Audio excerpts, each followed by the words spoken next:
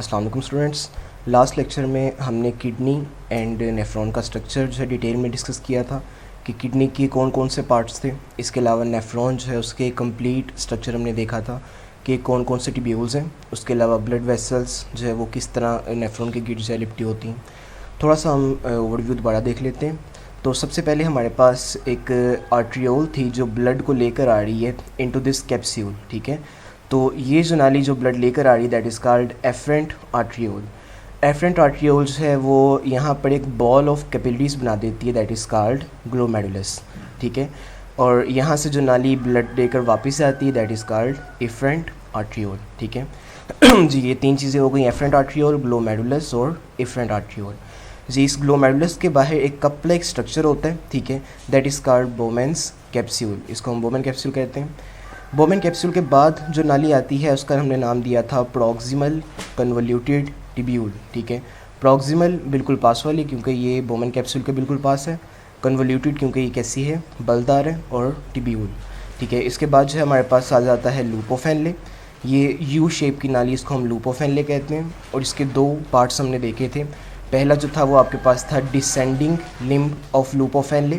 तो ये डिसेंडिंग लूपोफेनले है जो नीचे की तरफ आ रहा है, और ये वाला जो पोर्शन है that is ascending limb of loop of Henle क्योंकि ये ऊपर की तरफ जा रहे हैं। इसी तरह हमने देखा था कि इसके बाद जो ये नाली आती है that is distal convoluted tubule, ठीक है। डिस्टल का मतलब क्यों है, क्योंकि ये दूर है, बोमेन कैप्सूल से काफ़ी दूर है।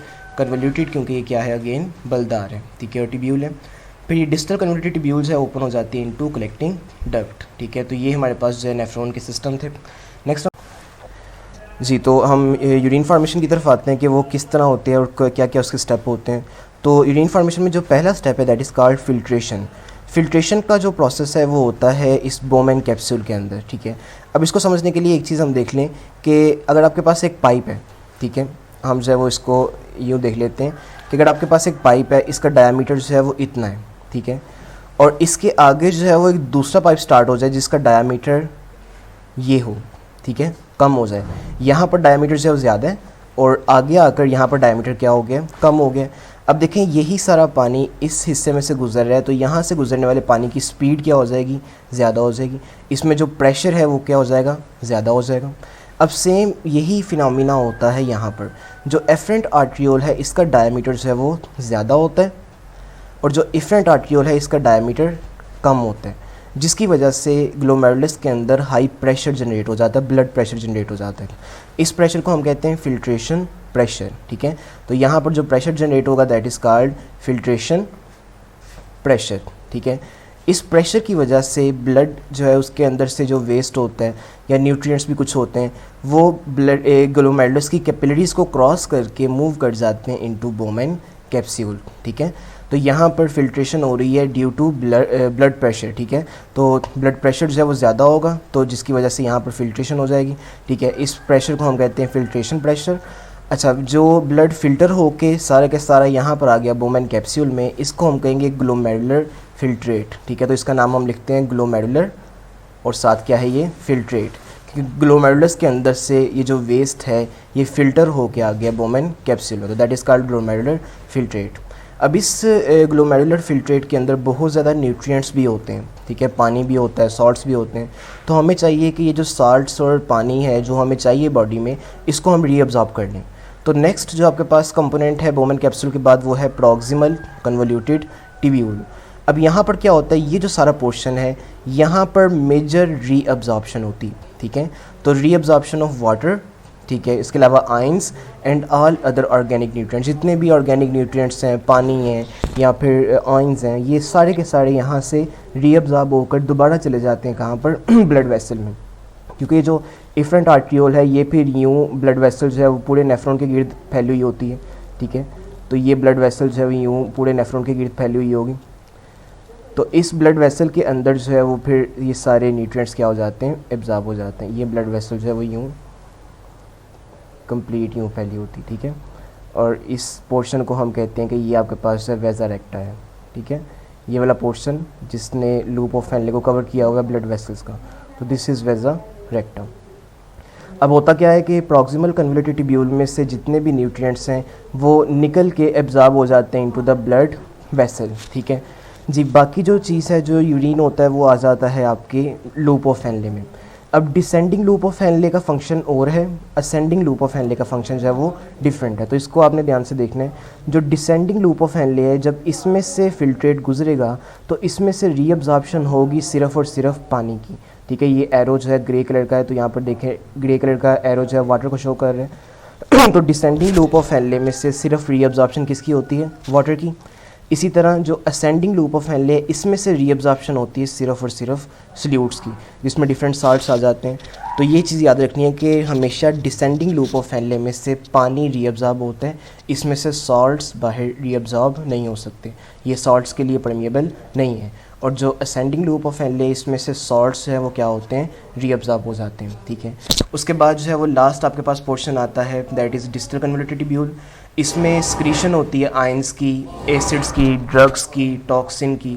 तो जो ये वेस्ट है इसको स्क्रीट किया जाता है इनटू द ल्यूमन, ठीक है। तो डिस्टल कन्वोल्यूटेड ट्यूब्यूल या इसके अलावा जो सेल्स की डेथ हो गई होती है तो वो भी सारे जो है यूरिन में एंटर हो जाते हैं।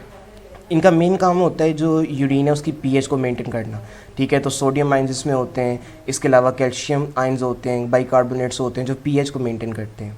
ये सारा जो वेस्ट होता है ये मूव कर जाता है इनटू द कलेक्टिंग डक्ट, और कलेक्टिंग डक्ट में भी वाटर की रीअब्जॉर्प्शन होती है, या secretion of sodium, potassium and bicarbonate ions, तो यहाँ पर भी स्क्रीशन होती है, और पानी की जो है वो क्या हो रही है? एब्जॉर्प्शन हो रही है। तो ये यूरिन फिर एंड पे मूव कर जाएगा आपके यूरेटर की तरफ, ठीक है। तो किडनी से यूरेटर की तरफ यूरिन मूव कर जाता है। तो ये आपके पास जो है वो स्टेप्स आ जाते हैं जिसमें यूरिन फार्मेशन हो रही है, जिसमें फिल्ट्रेशन हमने देखा है, ठीक है, जो सारी यहाँ पर हो रही है। उसके बाद रीअब्जॉर्प्शन हमने देखा है जो प्रॉक्सिमा कन्वोल्यूटेड ट्यूब्यूल में भी होती है, लूप ऑफ हेनले में भी होती है, कलेक्टिंग डक्ट में भी होती है। और थर्ड आपके पास है स्क्रीशन। स्क्रीशन का जो पोर्शन है ये होता है कहाँ पर? Distal convoluted tubule. अब एक चीज़ देखनी है कि अगर आपकी बॉडी में पानी बहुत ज़्यादा है, ठीक है, अगर आपने पानी ज़्यादा पी लिया है तो फिर यूरिन जो है वो भी ज़्यादा आता है। तो क्या होगा कि जब आप पानी ज़्यादा पियोगे तो यहाँ से पानी की जो रीअब्जॉर्प्शन है वो क्या हो जाएगी? कम हो जाएगी, ठीक है। ज़्यादा पानी मूव कर जाएगा इनटू द कलेक्टिंग डक्ट, ताकि बॉडी से एक्सेस पानी को बाहर रिमूव किया जाए। इसी तरह जब हमारी बॉडी में पानी कम होता है, गर्मी बहुत ज़्यादा हो तो डिहाइड्रेशन होती है, तो फिर यहाँ से डिसेंडिंग लूप ऑफ हेनले से ज़्यादातर पानी को रीअब्जॉर्ब कर लिया जाता है, ताकि यूरिन की फॉर्म में पानी कम से कम बॉडी से बाहर निकले।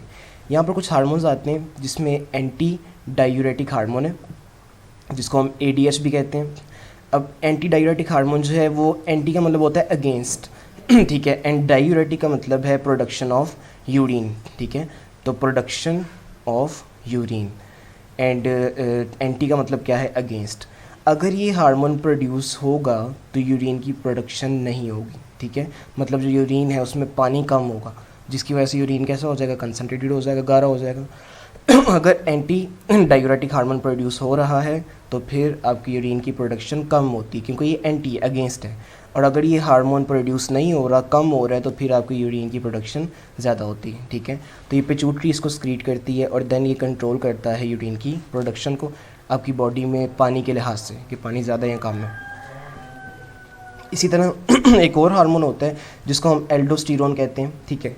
एल्डोस्टेरोन जो है वो क्या करता है? ये आपके असेंडिंग जो लूप ऑफ हेनले है यहाँ से सॉल्ट्स की अपटेक को इंक्रीज़ करता है, ठीक है। सोडियम आयंस या सॉल्यूट्स हैं उनकी अपटेक को क्या करता है? इंक्रीज़ करता है। तो aldosterone hormone ascending loop of Henle पर काम करता है, इफ़ेक्ट करता है, और यहाँ से सॉल्ट की रीअब्जॉर्प्शन को क्या करता है? इंक्रीज़ करता है जी। यूरिन को कंसनट्रेटेड करने के लिए एक तो हार्मोन्स इन्वॉल्व होते हैं जिसमें एल्डोस्टेरोन है, ADH है, या इसके अलावा एक मैकेनिज़्म होता है that is called counter current exchange mechanism. अब काउंटर करंट मैकेनिज़्म जो है इसको हम ध्यान से देख लें क्योंकि ये बहुत ज़्यादा इंपॉर्टेंट है।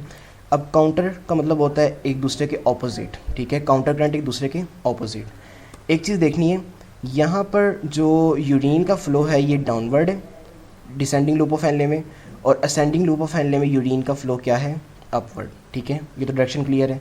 इसके बाहर जो ब्लड वेसल है इसमें ब्लड का फ्लो ऑपोजिट होता है, ठीक है। तो यहाँ पर ब्लड जो है वो डाउनवर्ड मूव कर रहा है, और यहाँ पर जो ब्लड है ये मूव कर रहा है अपवर्ड, ठीक है। अब देखें कि यहाँ पर ब्लड अपवर्ड मूव कर रहा है और उसके साथ नाली में यूरिन डाउनवर्ड मूव कर रहा है। दोनों की जो डायरेक्शन है वो एक दूसरे के क्या है? ऑपोजिट है। तो this opposite direction is called counter current, ठीक है। अब इसका एक्चुअली फ़ायदा क्या होता है, ये मेन चीज़ यहाँ से देखें आप कि ये जो आपके पास डिसेंडिंग लूप ऑफ हेनले है जिसमें डाउनवर्ड मूव कर रहा है यूरिन, ये ascending loop of Henle. Main काम यहाँ पर होगा एल्डोस्टेरोन का कि जब सॉल्ट्स जो हैं रीअब्ज़ॉर्ब होंगे असेंडिंग लूप ऑफ हेनले से, तो वो सॉल्ट चले जाते हैं कहाँ पर, ब्लड वेसल में। अब यहाँ पर सॉल्ट की कंसंट्रेशन क्या हो जाएगी, यहाँ पर ज़्यादा हो जाएगी। अब जब ब्लड ये मूव करेगा तो सॉल्ट भी इसके साथ मूव करते हैं और सॉल्ट मूव करते करते यहाँ पर आ जाते हैं, ठीक है। ये सारे सॉल्ट इस एरिया पर जब इकट्ठे हो जाते हैं तो यहाँ पर सॉल्ट की कंसंट्रेशन क्या हो जाती है, अगेन ज़्यादा हो जाती है जी। यहाँ पर सॉल्ट की कंसंट्रेशन ज़्यादा हो गई और सल्यूट की कंसंट्रेशन क्या हो गई है, कम हो गई है, मतलब पानी की कंसंट्रेशन कम हो गई है। तो पानी मूव करता है from an area of higher concentration to an area of lower concentration, ठीक है। तो इस यहाँ पर सल्यूट की कंसंट्रेशन की वजह से पानी ज़्यादा रीअब्जॉर्ब होता है from the descending loop of Henle.